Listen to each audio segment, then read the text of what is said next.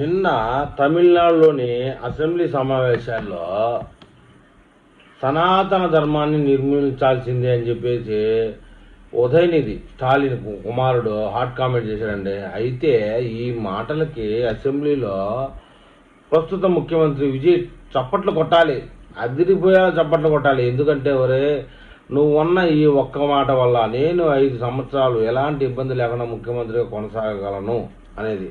ఎందుకంటే ఎలక్షన్కు ముందర ఎక్కడో సమావేశాల్లో మీటింగుల్లోనూ సనాతనం గురించి తప్పుగా మాట్లాడారని ప్రజలు అడబడేశారు స్టాలిన్ ప్రభుత్వాన్ని. ఇప్పుడు మళ్ళీ అసెంబ్లీ వేదికగా చేసుకొని మాట్లాడాడంటే విజయ్ దాన్ని ఆపు చేసుకొని 5 ఏళ్ల పాటు ఎలాంటి ఇబ్బంది లేకుండా సనాతన ధర్మాన్ని ఆపు చేసుకొని 5 సంవత్సరాలు ముఖ్యమంత్రిగా ఈజీగా పరిపాలించవచ్చు, ఎలాంటి రాజకీయ ఒత్తిళ్లు లేకుండా, ప్రజల నుంచి వ్యతిరేకత లేకుండా అని చెప్పేసి అనుకోవాలి. మొత్తానికైతే స్టాలిన్ అసెంబ్లీలో మాట్లాడిన ఈ పెను వివాదం అసెంబ్లీ సాక్షిగా ఈ విజయ్కి మేలని చెప్పాలి.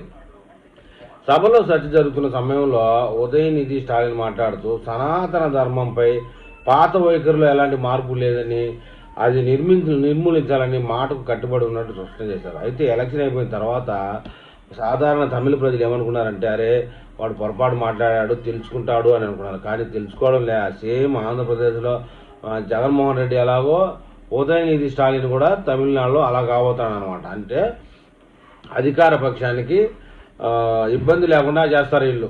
మొత్తానికి ఏదేమైనా గతంలో ఈ వ్యాఖ్యలపై దేశవ్యాప్తంగా నిరసనలు వ్యక్తమే కాకుండా న్యాయపరమైన చిక్కులు కూడా వచ్చాయి. మళ్ళీ ఇప్పుడు అదే పరిస్థితిలోకి వెళ్ళిపోతున్నది.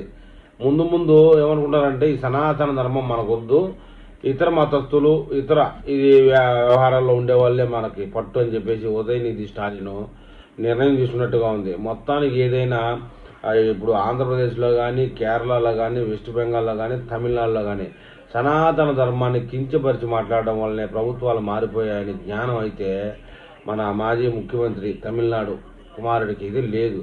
ఈ విషయం అయితే విజయ్కు ప్రస్తుతం ఉన్నటువంటి ముఖ్యమంత్రికి మంచిదని చెప్పాలి. కాకపోతే ఇతను కూడా అనుభవం లేని వ్యవహారంలో అడుగులు వేస్తారని తెలుస్తూ ఉంది.